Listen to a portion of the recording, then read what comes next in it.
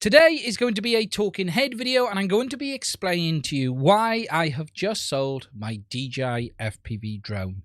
To be clear up front, there is absolutely nothing wrong with the product I had itself. It works absolutely perfectly.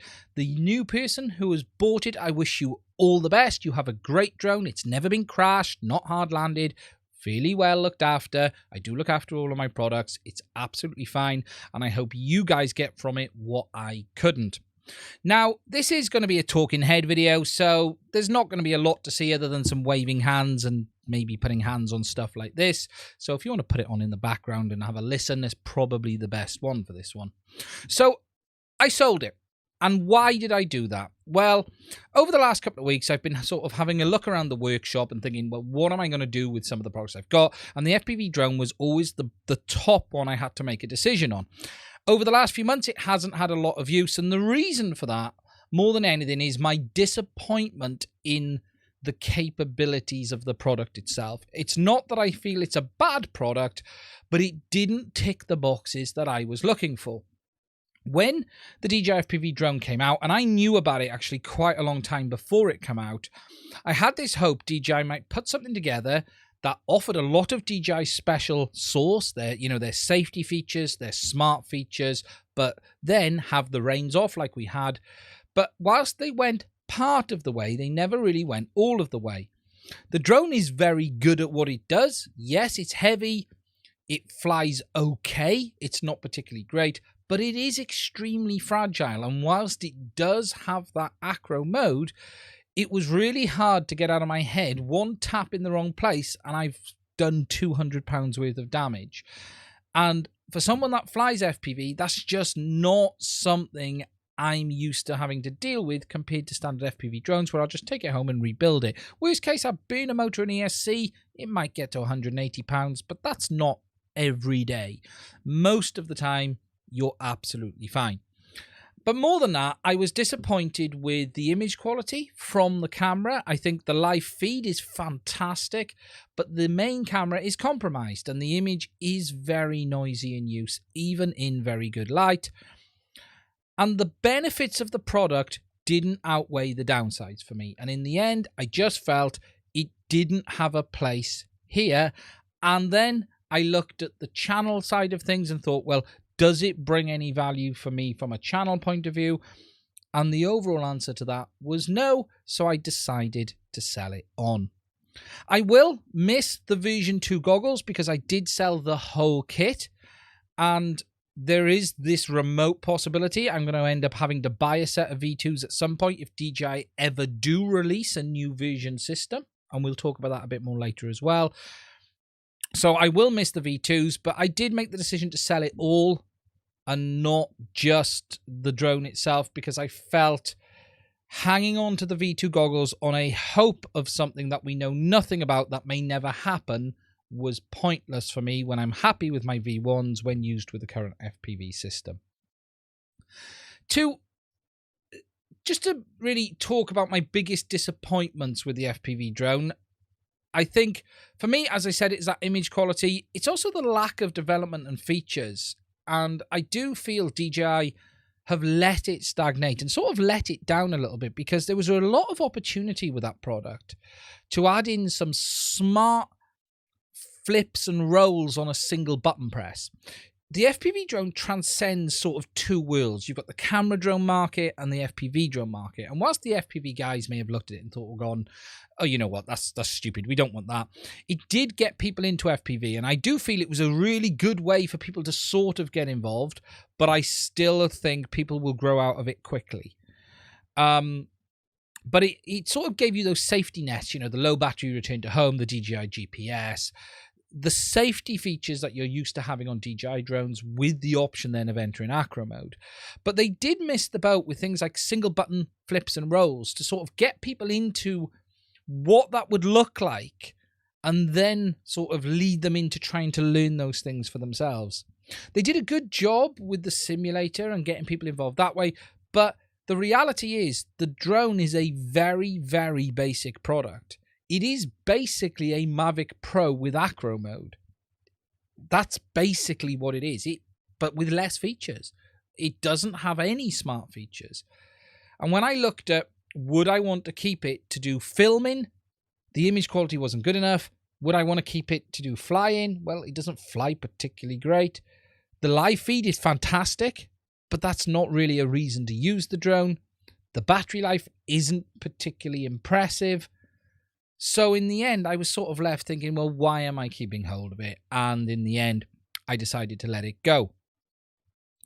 It is interesting to see how many people have continued to stay with the product, keep it, move it forward, get rid of it. I think there's a fair number of people who have bought it, enjoyed it. And I'm not saying I haven't enjoyed owning the product. I think it's a good product, but it just doesn't tick the boxes for me. But it is interesting to see how many people have decided to move it on and move on to something else. Something I've also been thinking about as well is, will there be a new version in the near future? And that is something I do think could happen. The FPV drone is about 12 months old now, coming up to... It's actually a bit older than that, because I knew about it the end of the year before. It was actually due earlier than it was. So from a product development point of view, the product could even be heading towards 2 years old. I do think we could see a new version, maybe smaller. Could DJI be targeting that magical sub 250 grams in an FPV drone? Because that is something that would help them from a legislation point of view. And then, really, it begs the question, will there be a version 2 FPV system to go with those version 2 goggles with new features as well? Today, there's no concrete news. We don't know what's happening. I'm not aware of anything, personally. I think there will be a new version of the FPV drone at some point, probably in the next 3 to 6 months.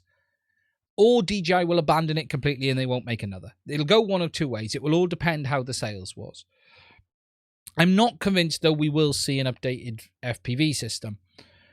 You know, people ask me all the time, will there be a version 2? And I sort of think about what that might look like. 1080p, dual band, maybe better cameras. You know, there's scope here for a version 2. But I wasn't going to hold on to my version 2 goggles on the hope of something that may never happen, because there is genuinely no info on it ever happening at all. So for me, in the end, I looked at the pros and cons and just felt time to go, put the money in the bank and use it for other things. So that's what I've done. If I look back on if I was happy with the product, I think my initial feelings really were about right. That I think it's a great introduction product for people, but I do think they'll grow out of it quickly. I never really got past how brittle it was, if I'm completely honest. The risk of causing damage was always there. You know, catch a tree in the wrong place and you've got a problem. I kept it high and out the way almost all of the time because I never wanted to risk doing damage to it. I didn't buy care with that one, so I didn't get it with the insurance. I do know DJI were offering some fairly good priced replacements, parts and repairs, but I just didn't want that hassle. So I was never fully happy to push it to the max that it was capable of. But I do know people do. I do know there are people out there who really do like it and they've used it all of the time. And they use it as their main FPV drone. But I do think if you're someone that's into FPV, you're going to gravitate back to this, always. And in the end, the benefits of that drone didn't weigh enough for me to keep it on the bench compared to, say, using this with an external camera. You know, the biggest benefit for the DJI FPV drone is its image quality, really, more than anything, and it isn't good enough. It's not really as good as a Mavic Mini 2. It's on par with a Mavic Pro is what I'd say. And to keep it for filming purposes, you're compromising image quality, and in the end, I just felt, well, I may as well just stick a GoPro on one of these, or the Action 2 as I've got the mount on there at the moment. So it's gone. It's done. If there is something new in the future, I will decide then if I'm going to buy it or get involved. If it does happen, I will talk about it on the channel, so don't worry. There won't be any more content specifically around the FPV drone, but if there are updates, I will continue to cover them. I will continue to discuss them, obviously, as I do with the FPV system. I'd like to thank everyone who supported the channel, who helped us to be able to buy that drone. Massive thank you to my Patreons. Without you guys, I would not have been able to make a lot of the content and make it happen as well. It sort of ticks the end of a line for me, that one, because I think I'm moving out of the ready-to-fly stuff for the most part, unless there's a very good reason. Don't get me wrong, we've got some interesting content on ready-to-fly drones from other manufacturers coming in the very near future. But from a DJI point of view, there will have to be a really good reason for me to be covering ready-to-fly stuff, like, say, a FPV version 2. But with regards to the Mavics and the Inspires and that stuff, I'm out of that world now. I'm no longer involved in any of the testing stuff. So for me, I'm probably going to let that world drift by. But I would definitely be looking at an FPV version 2 if that existed, and certainly trying to understand what it brings to the table. But the reality is on that, DJI are really only interested in marketing those products to the big KOLs. They're not interested in the small channels like this. So I'd be fighting up against all of those big channels too. So what's the point? You know, but I'm not saying I wouldn't be interested in looking at something, but I'm also a lot more open to myself now on what I want to make content about and what I don't, and what the audience wants to see as well. And if there's something you guys want me to look at, put it in the comments and we'll try to make it happen. But for now, it's the end of that one. So next we move on. There's more content to come on the channel on other things. I'm still waiting on my new goggles. We will have some interesting content on a new ready-to-fly drone from another manufacturer very, very soon. We've been very kindly lent something from the company that makes products Orange, if that gives you guys any hints. And hopefully we'll have some interesting content coming up for you guys to check out in the near future too.